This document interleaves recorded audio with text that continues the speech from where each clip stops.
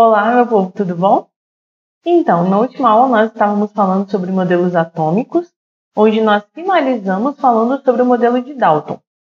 Hoje a gente vai relembrar um pouquinho esse modelo e nós vamos falar sobre os modelos de Thomson e de Rutherford. Então vamos lá. Retomando um pouquinho sobre o modelo que nós falamos na última aula, que foi o modelo de Dalton, ele chegou à conclusão, ele criou postulados que são suposições que são feitas e aceitas, onde ele dizia que o átomo ele era muito parecido com uma bola de bilhar, por isso o modelo dele ficou conhecido como o modelo da bola de bilhar, onde o átomo seria rígido, maciço, indestrutível e indivisível.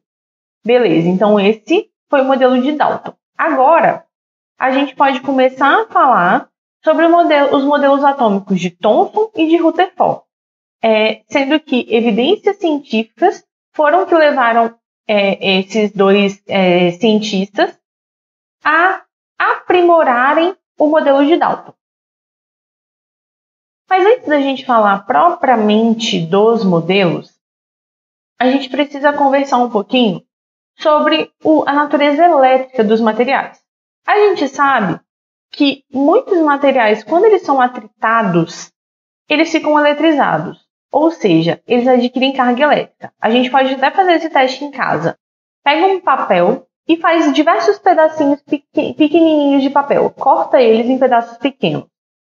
Pega uma caneta Bic, pode ser uma caneta dessas de plástico mesmo, e arrasta no cabelo por um tempo. Depois disso, você chega essa caneta perto desses pedacinhos de papel que você picotou.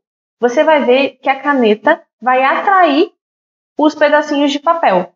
Por quê? Porque quando você atritou no seu cabelo, você fez com que as cargas elétricas ficassem acumuladas ali. Então, o que a gente sabe? A gente sabe hoje que alguns materiais eles ficam eletrizados, ou seja, eles adquirem essas cargas elétricas. Então, por meio de experiências de eletrização, os cientistas concluíram que as cargas elétricas de sinais diferentes se atraem, então positivo vai atrair a carga elétrica negativa e vice-versa, mas cargas elétricas de sinais iguais, elas vão se repelir. Então, positivo repele positivo e negativo repele negativo. Cargas iguais se repelem, cargas diferentes se atraem. Então, eles puderam chegar à conclusão de que a matéria ela possui uma natureza elétrica.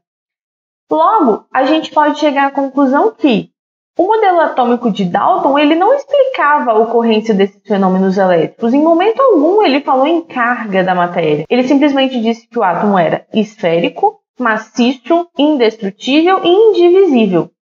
E aí, no final do século XIX e início do século XX, surgiu a necessidade de um aprimoramento do modelo de Dalton. Um modelo que levasse em consideração a natureza elétrica da matéria. Estudou-se as descargas elétricas em gases a baixa pressão.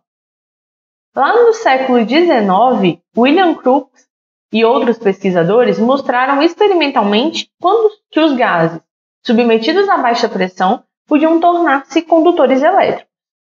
Então, para chegar a essa conclusão, eles utilizaram um tubo de raios catódicos. O que era isso? Era uma ampola de vidro ligada a uma bomba de vácuo que faz o quê? Ela suga o ar ali de dentro, fazendo com que a pressão interna fique muito baixa. Nas duas pontas dessa ampola, a gente tinha extremidades metálicas que eram chamadas de eletrodos, ligados a uma bateria. É mais ou menos isso aqui que a gente está vendo no desenho. A gente tinha essa ampola de vidro. Aqui estava acoplada uma bomba de vácuo que ia fazer com que a pressão aqui no interior fosse muito baixa. Nas extremidades nós tínhamos eletrodos.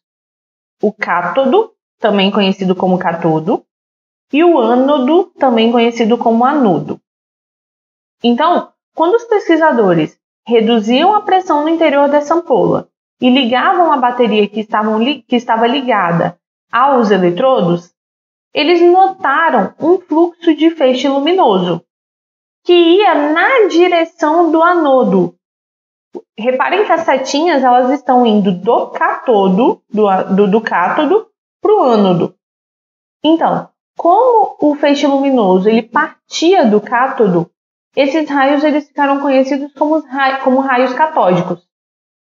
Além disso, quando eles modificavam o gás aqui no interior da ampola, eles observavam que cada gás apresentava uma coloração diferente. Esse feixe, ele apresentava uma coloração diferente. E com esse experimento, eles chegaram às seguintes conclusões. Os raios catódicos, eles sempre se deslocavam em linha reta. Por quê? Porque como a gente pode ver aqui nesse desenho embaixo, quando eles colocaram um anteparo, um obstáculo, eram bloqueados pelo anteparo. Então, eles paravam ali. Então, eles chegaram à conclusão de que os raios catódicos eles se deslocavam sempre em linha reta.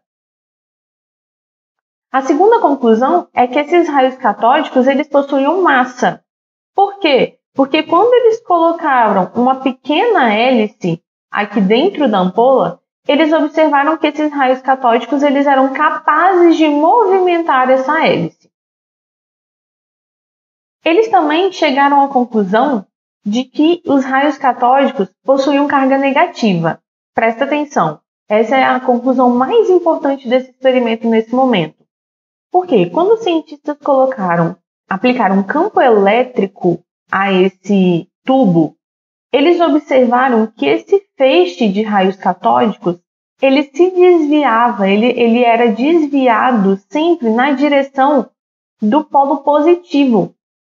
E lembra que a gente falou lá atrás da natureza elétrica, que cargas positivas eram atraídas por cargas negativas e cargas negativas eram repelidas de cargas negativas? Então, repara, esses raios estão sendo atraídos para o polo positivo, mas eles estão sendo repelidos pelo polo negativo. Logo, eles chegaram à conclusão de que esses raios catódicos eles eram negativos. Com isso, chegou-se a descoberta do que hoje nós chamamos de elétron. Então, o elétron é uma partícula subatômica dotada de carga elétrica negativa. Mas, espera aí.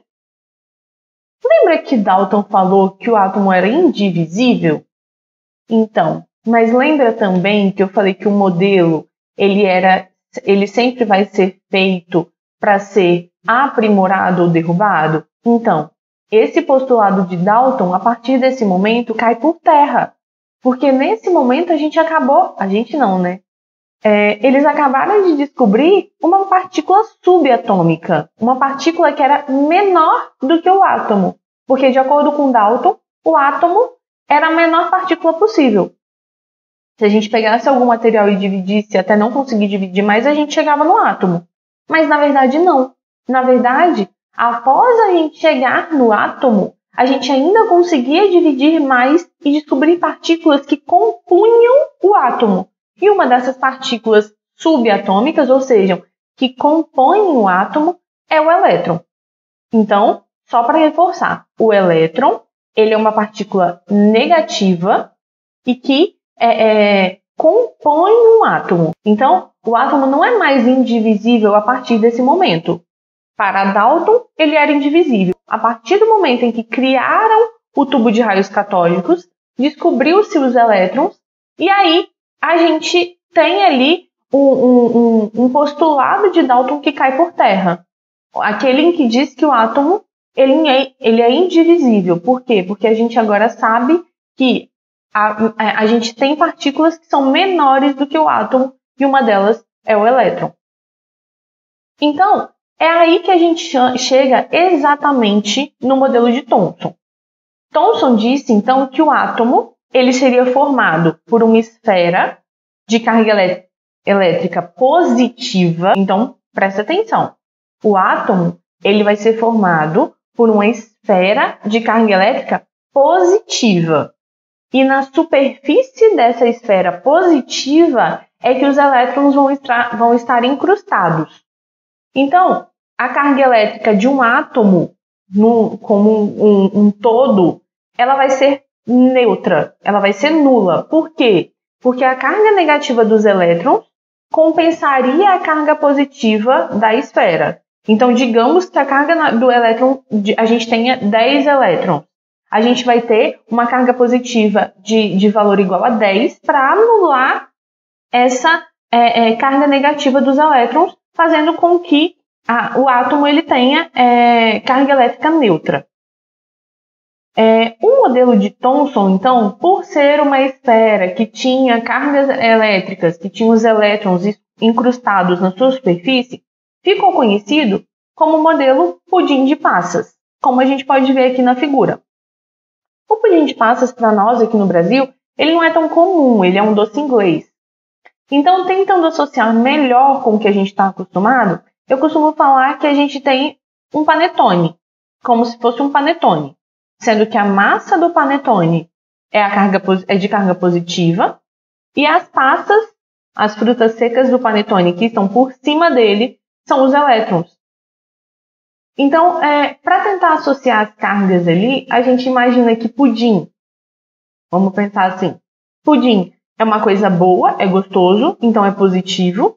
Agora, como a maioria das pessoas não gosta, as passas que estão por cima, incrustadas ali em cima do pudim, são ruins, então são negativas. Por isso, cargas negativas são os elétrons.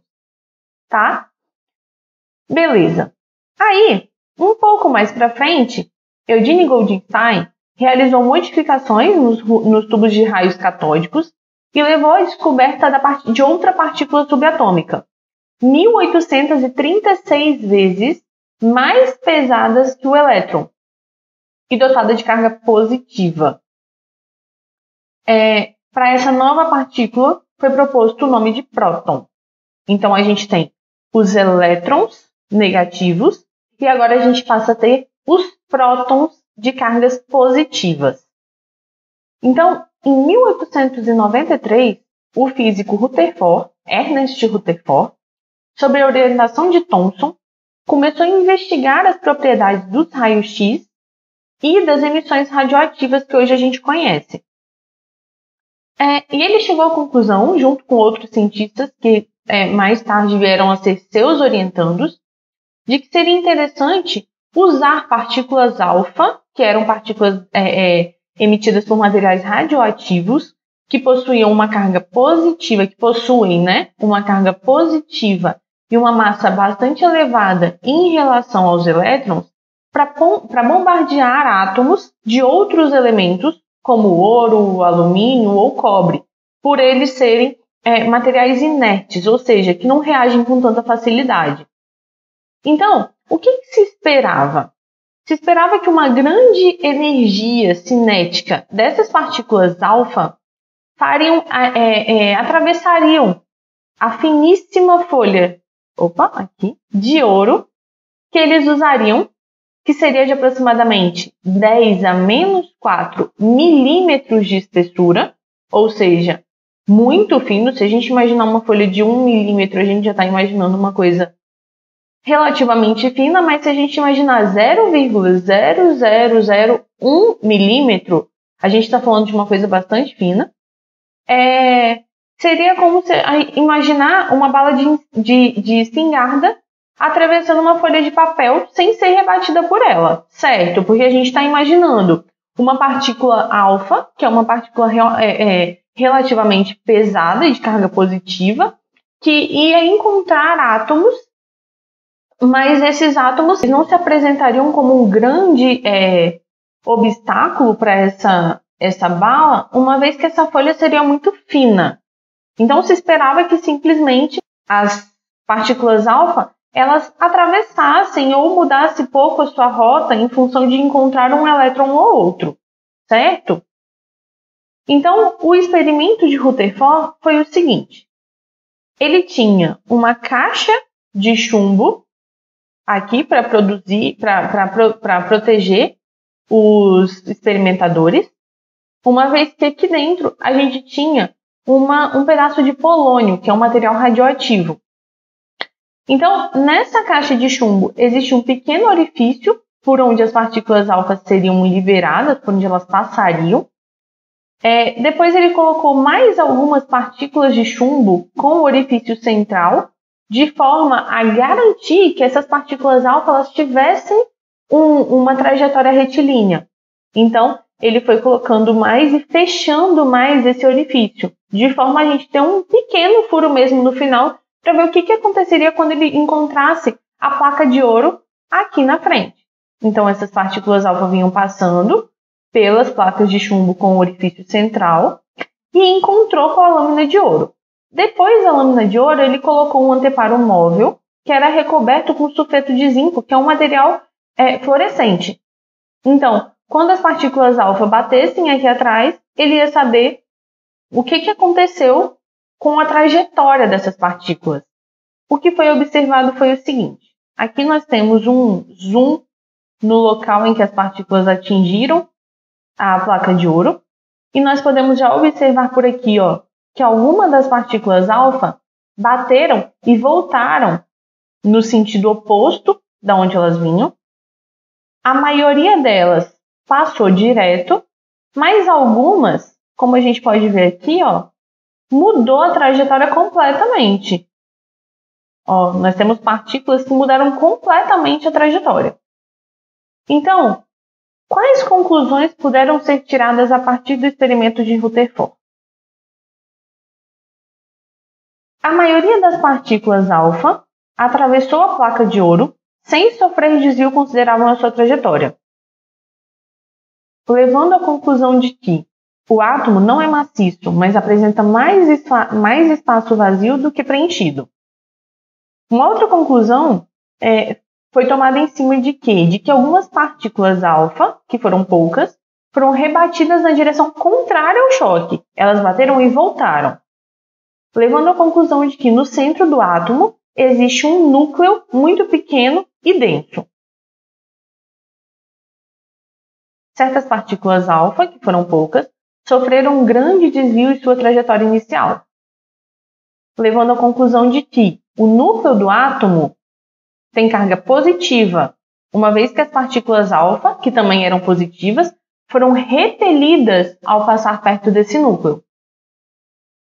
Bom, então para equilibrar essa carga positiva, existem elétrons ao redor do núcleo, orbitando numa região periférica denominada eletrosfera. Com isso, o modelo de Rutherford ficou conhecido como modelo planetário, onde nós temos aqui no interior um núcleo pequeno e denso, com cargas positivas, tá? Então, o núcleo era pequeno e denso com cargas positivas, e em volta desse núcleo existe a eletrosfera, onde se encontram os elétrons, onde, para um átomo ser eletricamente neutro, ele tem que ter o mesmo número de prótons e elétrons, sendo que os prótons estão no núcleo e os elétrons se encontram na eletrosfera. Então, o modelo de Rutherford ficou conhecido como modelo planetário. Bem, eu coloquei essa figura aqui só para deixar mais claro ainda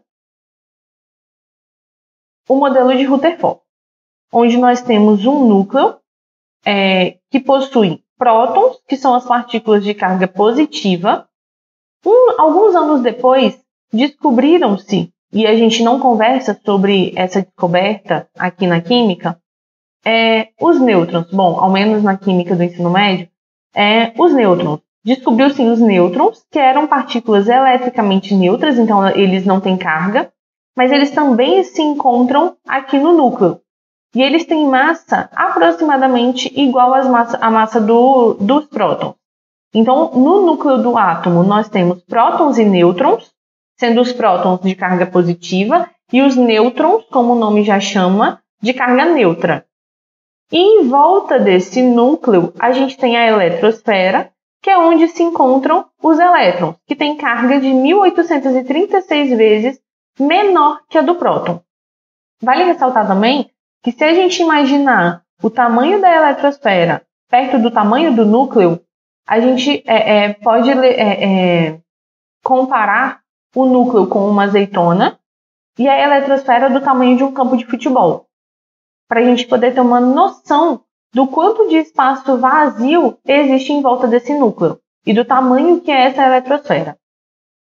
Então, para concluir essa aula, a gente chega ao seguinte, que os prótons, os nêutrons e os elétrons são partículas subatômicas que formam os átomos. Essa tabelinha aqui, só para resumir tudo que a gente falou, que é a seguinte. Os prótons são as partículas subatômicas que ficam no núcleo e tem carga positiva. Cada próton vai ter carga mais 1. Agora, os nêutrons são são partículas subatômicas que também ficam no núcleo, mas eles têm carga elétrica neutra. Eles não têm carga elétrica.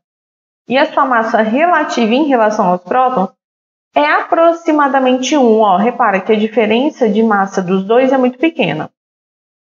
Já os elétrons, eles são partículas subatômicas que se encontram na eletrosfera e têm carga menos 1. Então, cada elétron vai ter carga menos 1. Os elétrons são partículas de carga negativa e possuem massa muito menor do que os prótons e, consequentemente, muito menor do que os nêutrons, que têm cargas muito próximas dos prótons. Certo, pessoal? Então, por essa aula é só e a gente se encontra na próxima. Até lá!